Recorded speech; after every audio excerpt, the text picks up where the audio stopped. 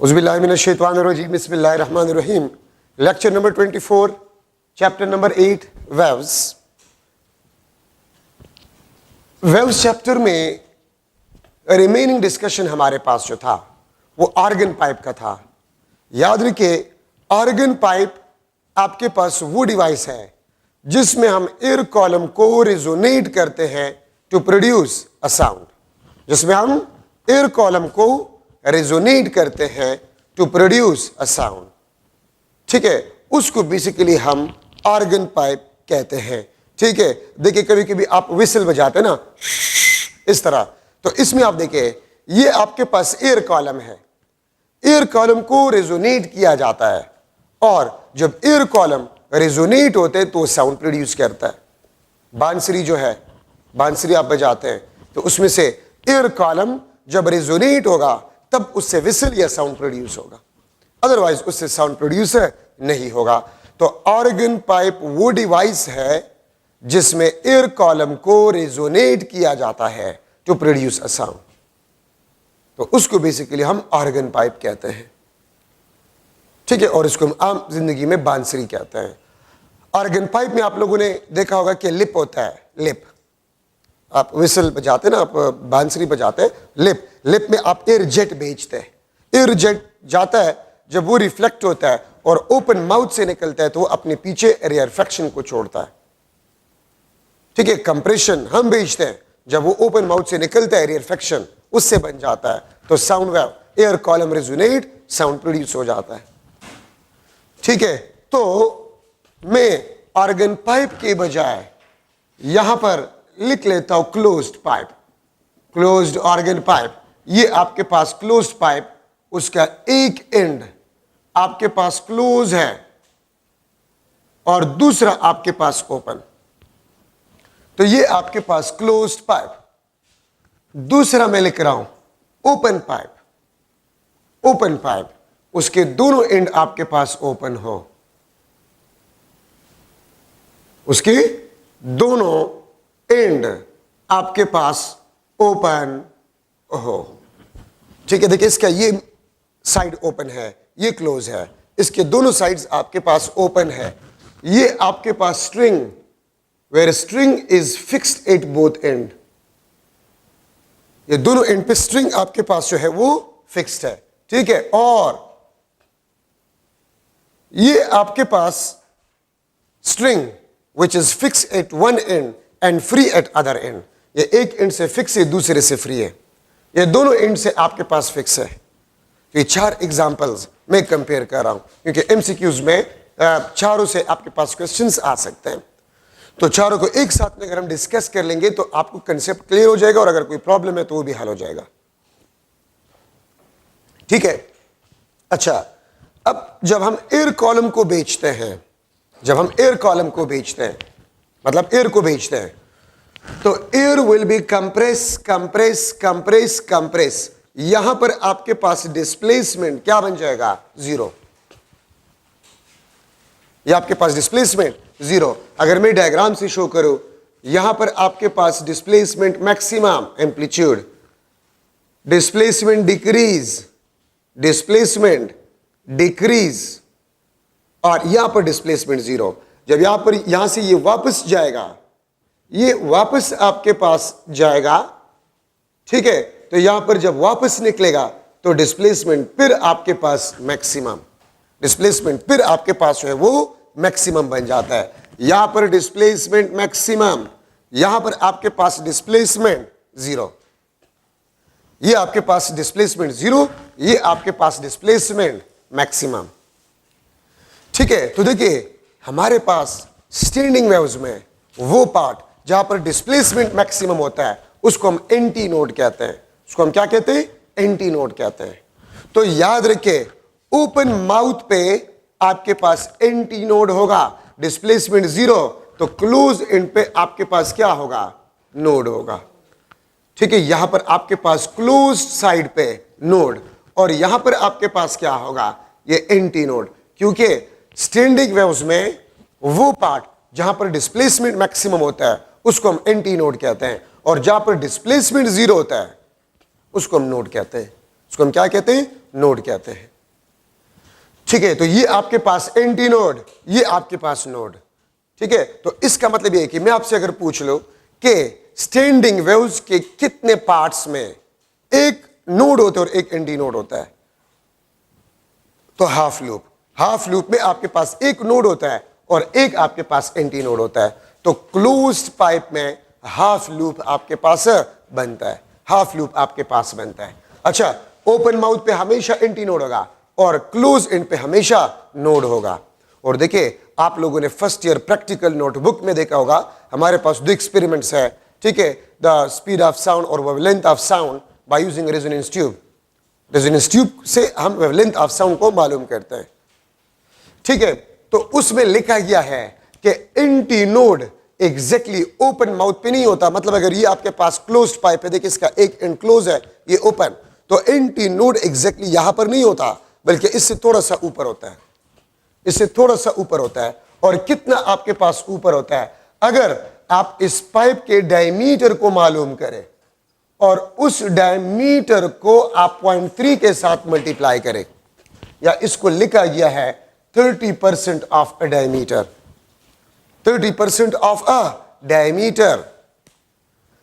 मैं फिर रिपीट कर रहा हूं, अगर आप इस पाइप के डायमीटर को मालूम करें और उसके साथ आप 0.3 मल्टीप्लाई करें, क्या मल्टीप्लाई करें? 0.3 मल्टीप्लाई करें, तो 0.3 times of a diameter of a pipe, ऊपर आपके पास एंटी नोड बनता है। एंटी नोड आपके पास एग्जैक्टली ओपन माउथ पे नहीं होता, इससे थोड़ा सा ऊपर होता है। कितना ऊपर होता है? 0.3 times of a diameter, 0.3 times of a diameter ऊपर आपके पास जो है एंटी नोड बनता है।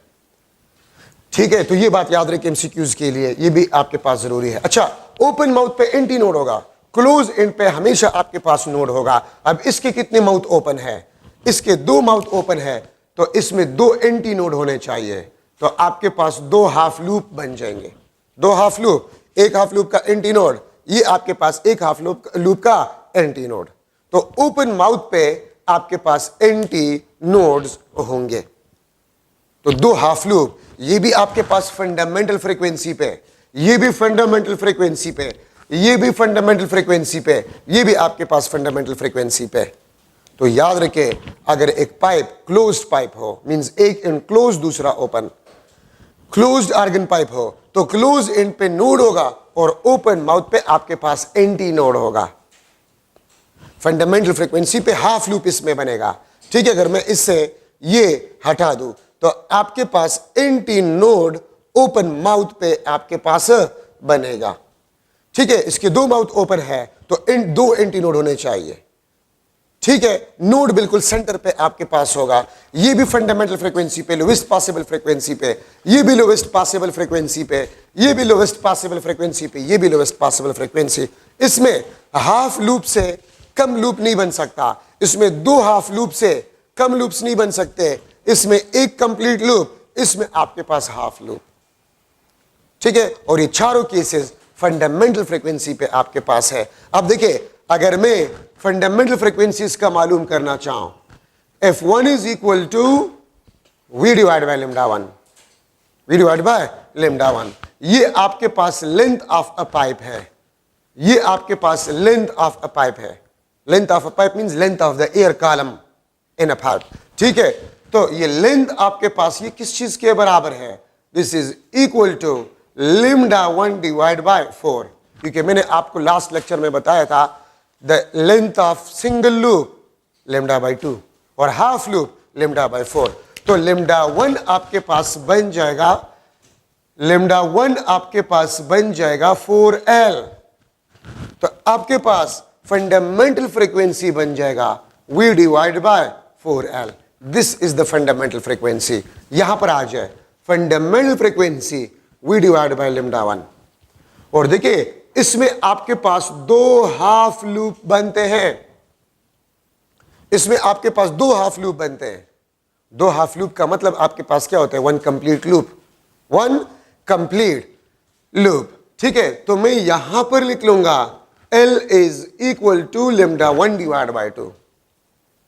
एक लूप का लेंथ लैम्डा 1 डिवाइड बाय 2, या लैम्डा 1 आपके पास होगा, it will be equal to 12। तो इसका फंडामेंटल फ्रीक्वेंसी ये आपके पास v डिवाइड बाई 2l होगा। ये आपके पास fundamental frequency v divide by 4l होगा। ठीक है, इसका फंडामेंटल फ्रीक्वेंसी हम पढ़ चुके हैं v डिवाइड बाई 2l। इसका fundamental frequency v divide by 4 है। लेकिन यहां पर v speed of a string wave, speed of a string wave, यहां पर v आपके पास है, this is the speed of a sound wave. v speed of a sound wave है आपके पास। ठीक है, तो ये आपके पास फंडामेंटल फ्रीक्वेंसी, ये आपके पास फंडामेंटल फ्रीक्वेंसी, ये आपके पास फंडामेंटल फ्रीक्वेंसी, ये आपके पास फंडामेंटल फ्रीक्वेंसी। ठीक है, और मैं अगर आपको बताऊं, यहां से आप देख सकते हैं लिम्डा 1 4l है, तो इसका मतलब ये है कि the wavelength of closed organ pipe is equal to 2 multiply by 2l, या wavelength of a closed pipe at first resonance is equal to 2 times of wavelength at first resonance for open pipe, for open pipe। ठीक है, ये बात आप लोग याद रखिए। ठीक है, तो lambda 1c the wavelength for the closed organ pipe is equal to 2 times of wavelength at first resonance for open organ pipe, जो कि आप यहां से नजर आ रहे हैं, यहां से आप देख सकते हैं। अगर आप इसके फंडामेंटल फ्रीक्वेंसी को देखें, F1c half into v divide by 2l, 1 divide by 2 v divide by 2l, इसको मैं लिख सकता हूं, ये आपके पास हाफ और v divide by 2l, this is the fundamental frequency of the open organ pipe. ठीक है, तो इसका मतलब आपके पास ये होता है कि the fundamental frequency of open organ pipe is equal to 2 times of fundamental frequency of a closed organ pipe या closed pipe। लेकिन इसके लिए शर्त यह है कि length of open is equal to length of closed। याद रखिए, इसमें हाफ लूप, इसमें हाफ लूप, तो इन दोनों के इक्वेशंस आपके पास सेम होंगे। इसमें 2 half loop means 1 complete loop, इसमें 1 कंप्लीट लूप, इन दोनों के इक्वेशंस आपके पास जो है वो सेम होंगे। ठीक है, ये बात आप लोग याद रखिए। अच्छा, अब एक सेंटेंस में बोल रहा हूं, गौर से आप लोग इसको सुने। ये तो तमाम कंडीशन फंडामेंटल फ्रीक्वेंसी पे है। एक तो एमसीक्यू के लिहाज से ये काफी इंपॉर्टेंट है कि अगर मैं आपसे पूछूं, एक ओपन पाइप है, एक ओपन पाइप है जिसका लेंथ गिवन हो, जिसका लेंथ गिवन हो, तो एट फर्स्ट हार्मोनिक या एट फर्स्ट रेजोनेंस या एट फंडामेंटल फ्रीक्वेंसी वेवलेंथ आपके पास किस चीज के बराबर होगा? 2 times of a length of a pipe, 2 times of a length of a pipe. ठीक है, तो अगर आपके पास एक पाइप है, उसका लेंथ, ओपन पाइप, उसका लेंथ 1 मीटर है, तो फर्स्ट रेजोनेंस पे आपके पास जो वेवलेंथ स्टैंडिंग वेव का बनेगा वो 2 multiply by length of the pipe. अगर क्लोज पाइप हो तो आपके पास जो वेवलेंथ होगा एट फर्स्ट रेजोनेंस वो 4 times of length of a pipe. तो अक्सर ये एमसीक्यूज भी मुख्तलिफ बुक्स में मौजूद है कि आपको length of a closed pipe given होगा और आपसे at first resonance wavelength of standing waves के बारे में पूछा गया होगा, तो 4l। ठीक है, आपको ओपन पाइप गिवन होगा और आपसे फंडामेंटल फ्रीक्वेंसी पे वेवलेंथ आपसे पूछा गया होगा, वो आपके पास 2l के बराबर हो। ठीक है, अच्छा, चारों केसेस में मैं आपको फिर रिपीट कर रहा हूं कि क्लोज्ड पाइप और string fix at one and, free at other and, इनके इक्वेशंस आपके पास सेम होंगे और इन दोनों की इक्वेशंस आपके पास सेम होंगे। अब मैं एक सेंटेंस बोल रहा हूं, आप गौर से सुने, याद रखिए, चारों केसेस में if each and every time we want to increase the frequency, if each and every time if we want to increase the frequency, so one complete loop will be increases, one complete loop will be increases। चारों cases में, सिर्फ एक case नहीं, अगर मैं इसमें frequency को बढ़ाना चाहता हूं, ठीक है, तो आपके पास एक कंप्लीट लूप इसमें इंक्रीज होगा हर टाइम, एक कंप्लीट लूप इसमें, एक कंप्लीट लूप इसमें, एक कंप्लीट लूप इसमें। क्या मतलब है इसका? अब अगर मैं आपको कह दूं कि सेकंड हार्मोनिक पे इसमें कितने लूप्स बनेंगे, तो एक हाफ तो जरूर होगा और एक कंप्लीट, ये आपके पास F2 पे, इसमें आपके पास जो होगा एक कंप्लीट, 2 आपके पास हाफ, एक कंप्लीट 2 हाफ मींस 2 कंप्लीट, यहां पर आपके पास एक कंप्लीट, एक आपके पास हाफ, एक कंप्लीट, एक आपके पास हाफ, यहां पर आपके पास एक कंप्लीट, 2 हाफ। एक कंप्लीट, दो हाफ आपके पास होंगे। सही है। अगर वहां पर आप देखें तो F2 पे आपके पास दो लूप, इसमें भी एक लूप आपके पास इंक्रीज होगा, इसमें भी आपके पास एक लूप कंप्लीट इंक्रीज होगा F2 पे। तो चारों केसेस में each and every time one complete loop will be increases if the frequency increases.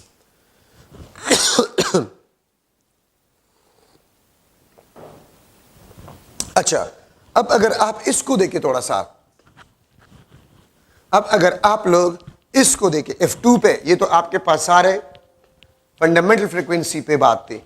अब अगर आपके पास F2 हो सेकंड रेजोनेंस,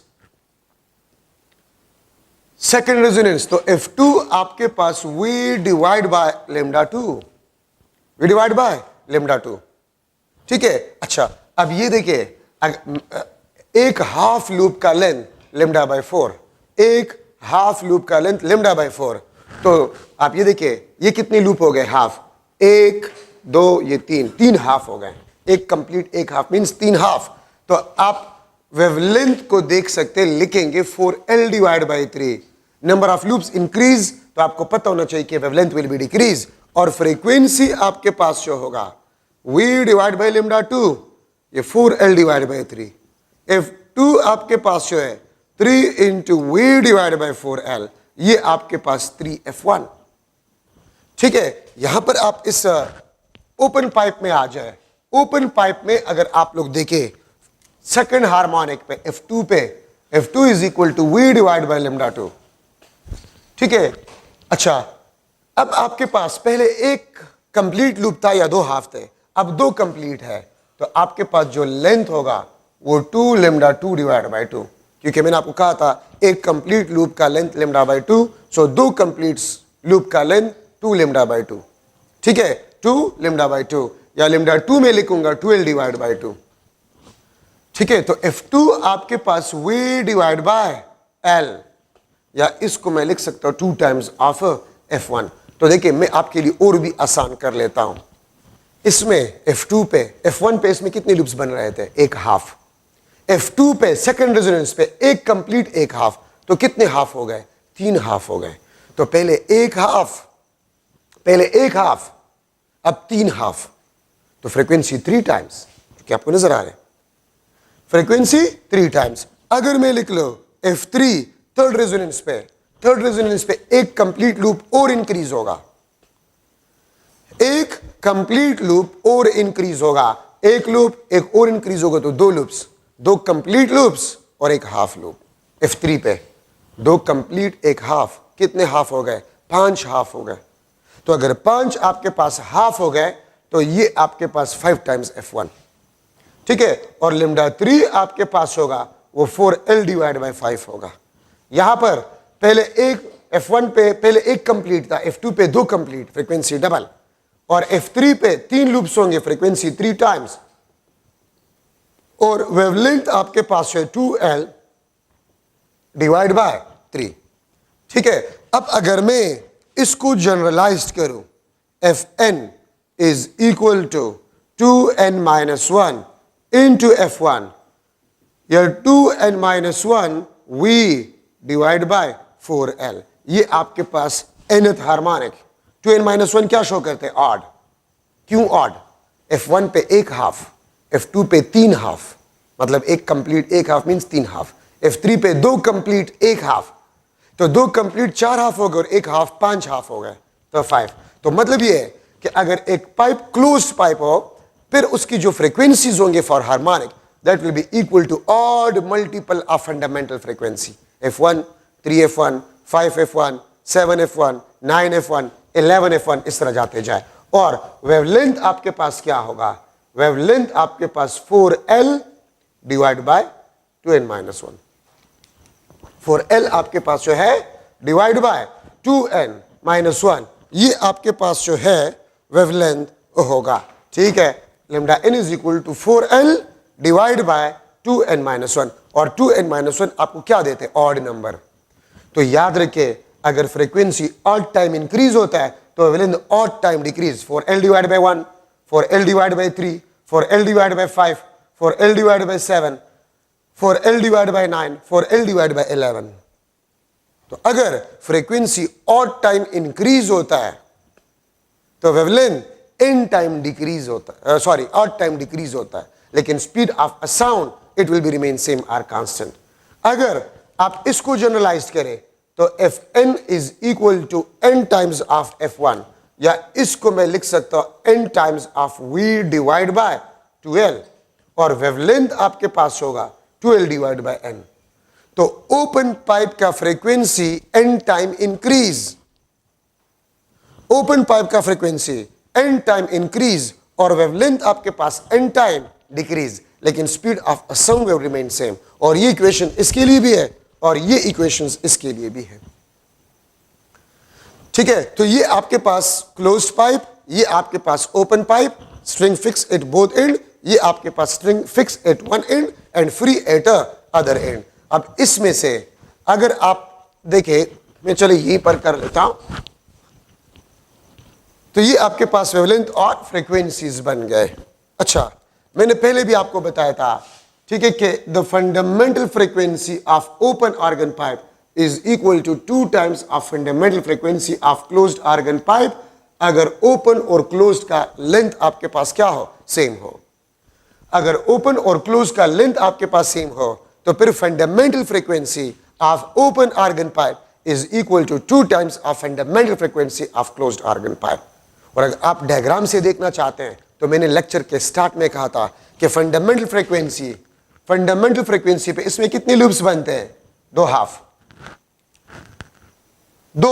हाफ बनते हैं फंडामेंटल फ्रीक्वेंसी पे।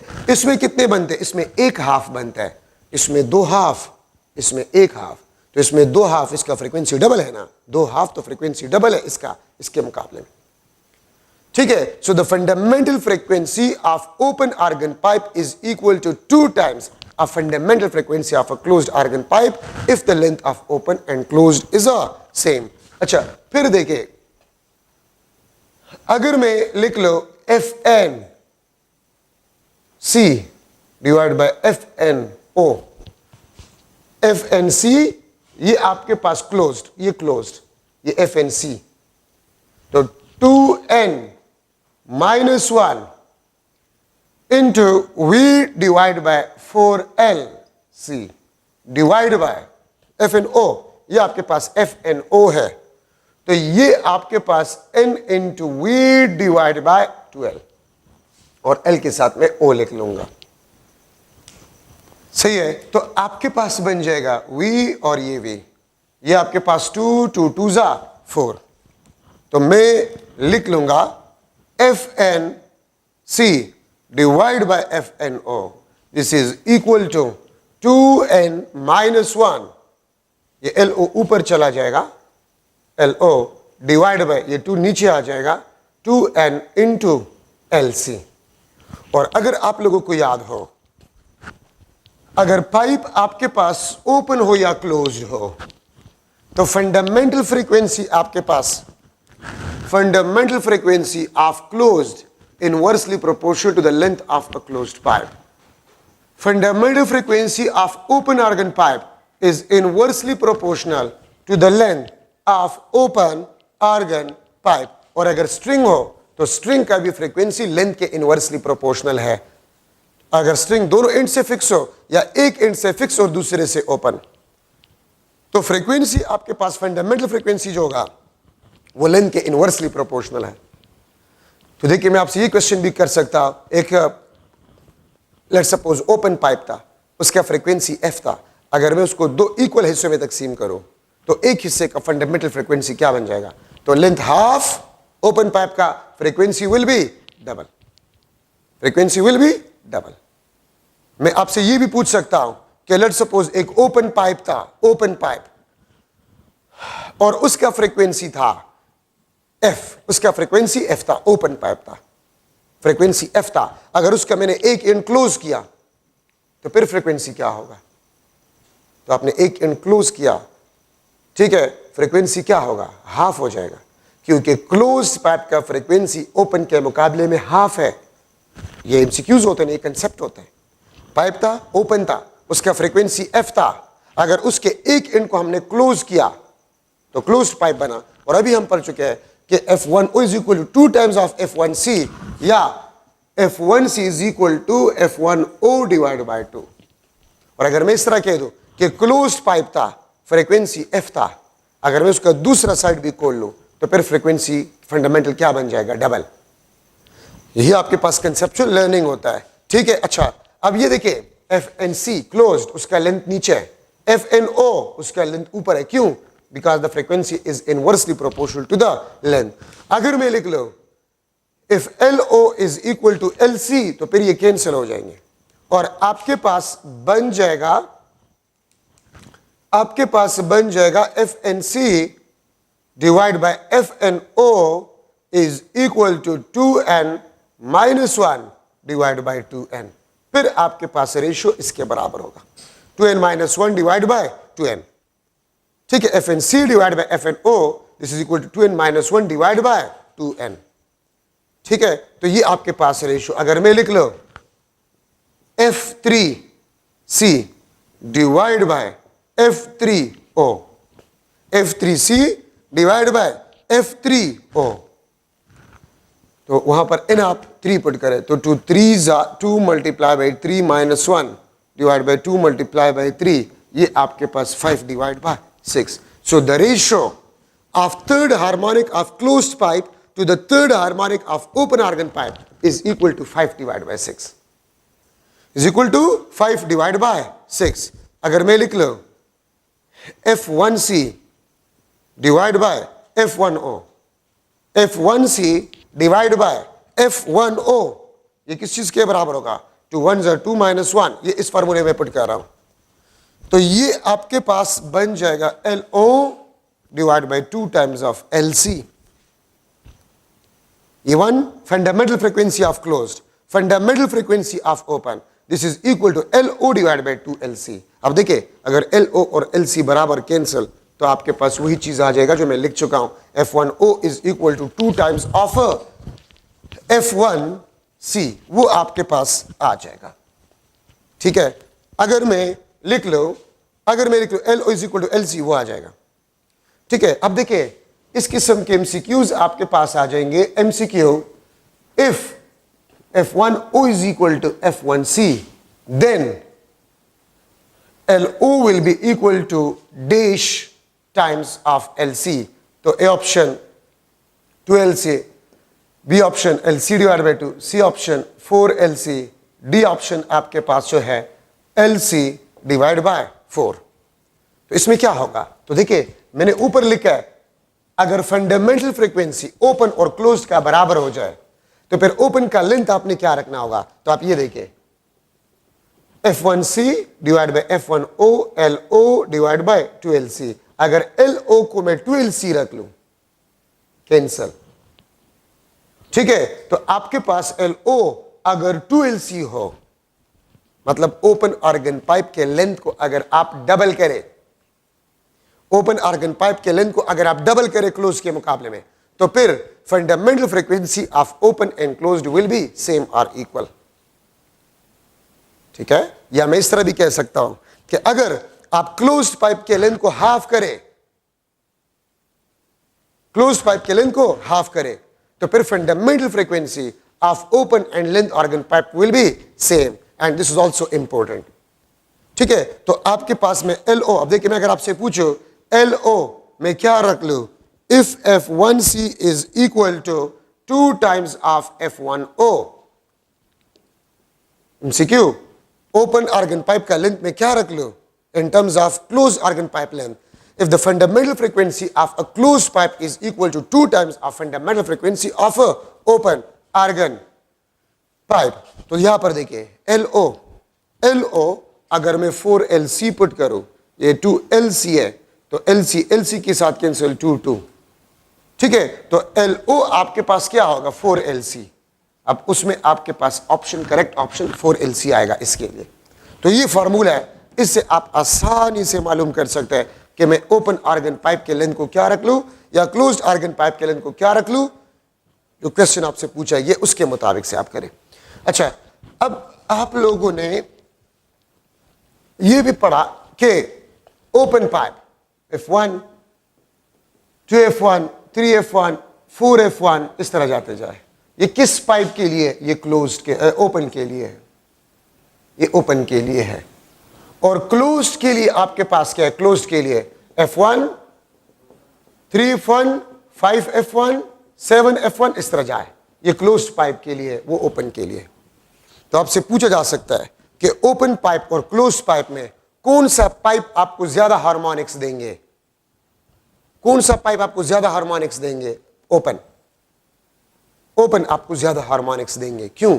आप ओपन में देखिए F1, 2F1 भी है, 3F1 भी है, 4F1, 5, मतलब ऑड और इवन दोनों है, लेकिन इसमें सिर्फ ऑड है। 2F1 नहीं है, 4F1 नहीं है, 6F1 नहीं है, इसमें सिर्फ F1, 3F1, 5F1, 7F1 इस तरह, इसमें सिर्फ ऑड है। और ओपन के लिए ऑड इवन दोनों है। तो अगर ओपन और क्लोज्ड पाइप का लेंथ सेम है तो ओपन आपको ज्यादा नंबर ऑफ हार्मोनिक्स देंगे क्लोज्ड के मुकाबले में।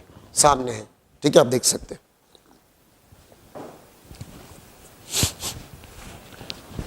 तो ये आपके पास ओपन ऑर्गन पाइप और क्लोज्ड ऑर्गन पाइप में स्ट्रिंग वगैरह में इंपॉर्टेंट डिस्कशन आपके पास बन गए।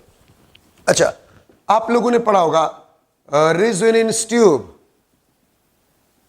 रेजोनेंस ट्यूब आपके बुक में डायग्राम है। ये आपके पास वाटर ट्यूब है,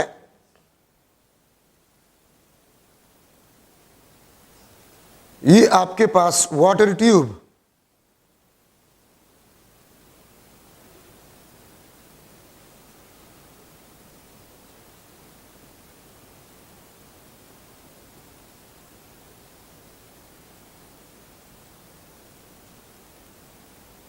ठीक है। इसमें आपके पास वाटर होता है, इसमें आपके पास क्या होता है? वाटर होता है, ठीक है। वाटर रिजर्वायर को आप ऊपर करते हैं, नीचे करते हैं, यहाँ पर वाटर लेवल आपके पास चेंज होता है। Resonance tube, this is a closed pipe. ये देखिए ओपन और यहां से क्लोज्ड है, ठीक है। तो इसमें आपके पास वही फंडामेंटल पे आपके पास हाफ लूप बनेगा। तो इसमें जरूरी पॉइंट्स है आपके पास Ln is equal to 2n-1 into LO, sorry L1। Ln आपके पास क्या है?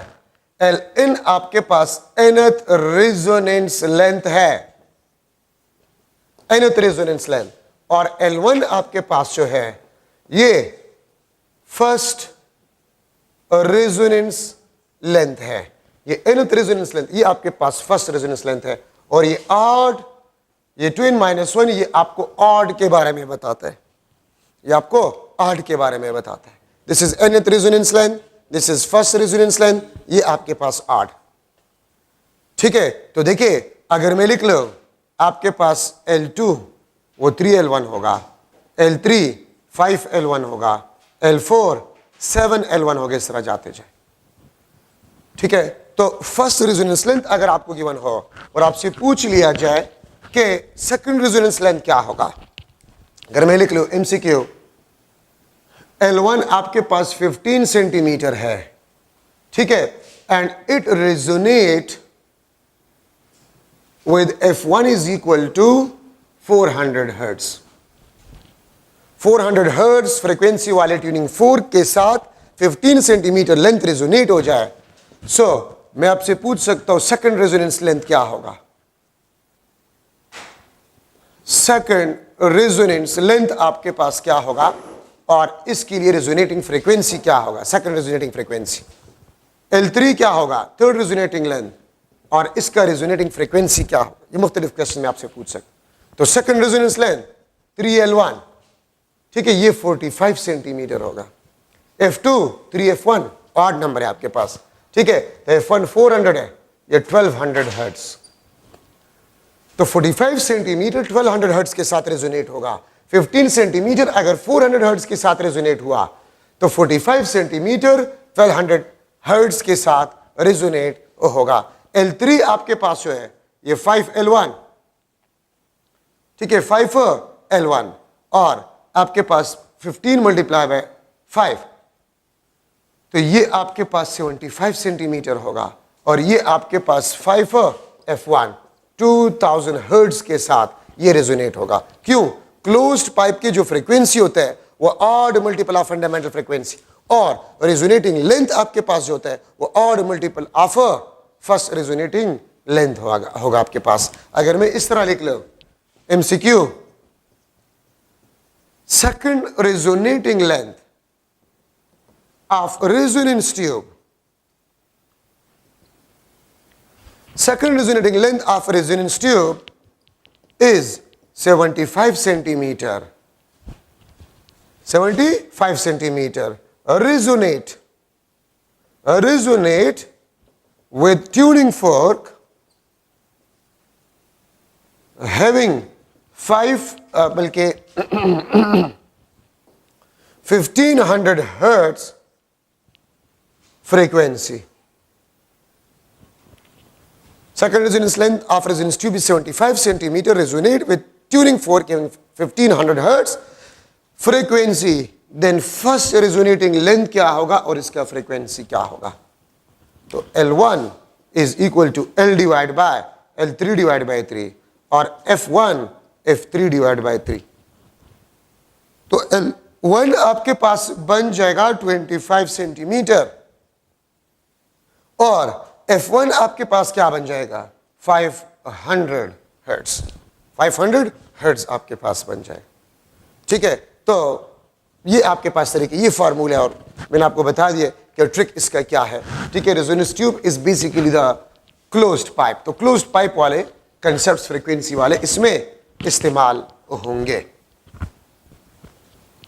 अच्छा, now Doppler effect. Doppler effect आपके पास जो है the apparent change in frequency और pitch of sound due to the relative motion of source, observer or both, known as Doppler effect. The apparent change in frequency or pitch of the sound. ये कुछ बातें आप सुने, अपने पास note करें। आपने matric में पढ़ा होगा कि प्रॉपर्टीज ऑफ साउंड। तो साउंड की प्रॉपर्टीज क्या है? Loudness, pitch and quality. Properties of sound matric में आपने पढ़े होंगे। ठीक है, pitch, loudness and quality. Pitch of the sound किस चीज पे डिपेंड करता है? फ्रीक्वेंसी पे। लाउडनेस किस चीज पे डिपेंड करता है? एम्पलीट्यूड पे। क्वालिटी ऑफ अ साउंड किस चीज पे डिपेंड करता है? नंबर ऑफ हार्मोनिक्स पे या नंबर ऑफ ओवरटोन्स पे। तो देखिए मैंने पिच के साथ फ्रीक्वेंसी लिखा है। ठीक है, loudness amplitude of sound wave,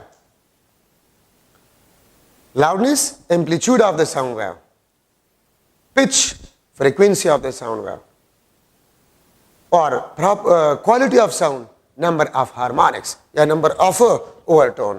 ठीक है, तो फ्रीक्वेंसी में जो चेंज है ये अपरेंट चेंज है, रियलिटी में ये नहीं होता और इसका कास रिलेटिव मोशन है। अपरेंट का मतलब होता है धोखा, नॉट इन रियलिटी। तो आप फ्रीक्वेंसी में जो चेंज ऑब्जर्व करते हैं उसका कास होता है रिलेटिव मोशन। अब इसमें केस 1 में ले रहा हूं, source is moving and observer at rest. तो इसमें आपके पास फ्रीक्वेंसी चेंज का जो कास होता है वो चेंजिंग वेवलेंथ होता है और चेंजिंग वेवलेंथ का आपके पास जो कास होता है वो आपके पास होता है चेंजिंग डिस्टेंस। वो आपके पास चेंजिंग डिस्टेंस होता है। ठीक है, अब इसमें से मैं केस ए ले रहा हूं, सोर्स मूविंग टूवर्ड। देखिए जब सोर्स मोशन करता है तो फ्रीक्वेंसी चेंज का जो कास होता है वो चेंजिंग वेवलेंथ होता है और चेंजिंग वेवलेंथ का कास चेंजिंग डिस्टेंस होता है। अगर सोर्स टूवर्ड मूव कर रहे हैं तो F prime is equal to V divide by V minus V S into F. Numerator denominator से ज्यादा है तो F prime will be greater than F और फ्रीक्वेंसी में चेंज आपके पास होगा it will be equal to positive. Frequency में जो चेंज आपके पास होगा it will be equal to positive. ये आपके पास क्या होगा?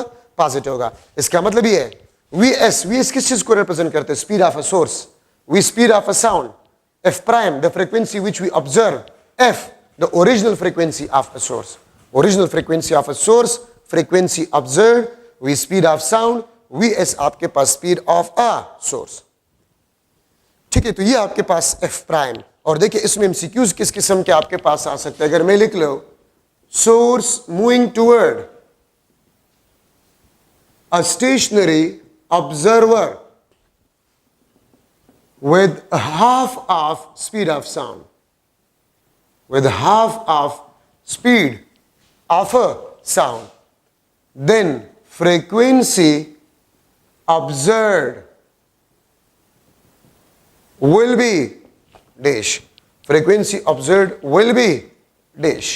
ठीक है, 2f f C option f divide by 2 और डी ऑप्शन आपके पास 4f। तो देखिए आपने ये फार्मूला याद करना होगा। इसमें वीएस आपको बताया गया है कि this is equal to half of speed of sound. तो v माइनस हाफ वी, ये हाफ टू ऊपर चला जाएगा, तो आपके पास आ जाएगा 2f। हम डबल फ्रीक्वेंसी को ऑब्जर्व करेंगे। ठीक है, और इसी में से आपके पास केस बी, ठीक है, source moving away, source moving away, तो फिर आपके पास frequency v divide by v plus V S into F. अब इस केस में आपके पास फ्रीक्वेंसी f प्राइम आपके पास है वो f से कम होगा। ठीक है, और डेल्टा f आपके पास होगा, it will B negative. It means हम फ्रीक्वेंसी में डिक्रीज ऑब्जर्व करेंगे। कितना decrease? Depend upon the speed of a source. ठीक है, तो इसमें इक्वेशन आप लोगों ने याद करने होंगे। अब यहां पर मैं लिख रहा हूं observer is moving and source at rest. तो फ्रीक्वेंसी चेंज का जो कास होता है, इसमें फ्रीक्वेंसी चेंज का जो कास होता है वो आपके पास रिलेटिव स्पीड होता है, रिलेटिव स्पीड होता है जब ऑब्जर्वर मोशन करता है। ठीक है, अब इसमें मैं केस 1 ले रहा हूं, केस 2 में मैं केस ए ले रहा हूं। ऑब्जर्वर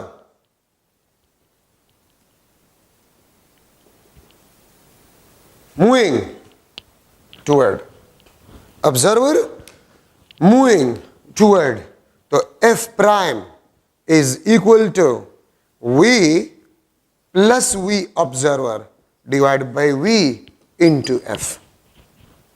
ठीक है, ये आपके पास एफ प्राइम, और देखिए नॉमिनेटर डिनोमिनेटर से ज्यादा है तो F prime will be greater than F, और फ्रीक्वेंसी में चेंज हम पॉजिटिव मींस फ्रीक्वेंसी में हम इंक्रीज ऑब्जर्व करेंगे। अगर मैं कह दूं observer is moving toward a stationary source with the speed of sound, तो v plus V 2v divide by v, तो आपके पास v कैंसिल 2f आपके पास फ्रीक्वेंसी आ जाएगा। तो f प्राइम आपके पास होगा वो 2f आपके पास होगा। ठीक है, तो इक्वेशंस आप लोगों ने इसमें याद करने होंगे। ठीक है, इसका ट्रिक मैं आपको नहीं बता सकती, आपने याद करने होंगे। Case B observer moving away, observer moving away, तो फिर आपके पास F prime V minus V observer divide by V into F. ठीक है, और इसमें नॉमिनेटर डिनोमिनेटर से कम होगा, F prime will be less than F, delta F आपके पास होगा, it will be equal to negative. इसका मतलब यह है कि हम फ्रीक्वेंसी में डिक्रीज ऑब्जर्व करेंगे। ठीक है, अगर मैं इस तरह लिख लूं इफ, या ऑब्जर्वर, इफ की जरूरत नहीं है, मूविंग टुवर्ड्स और अवे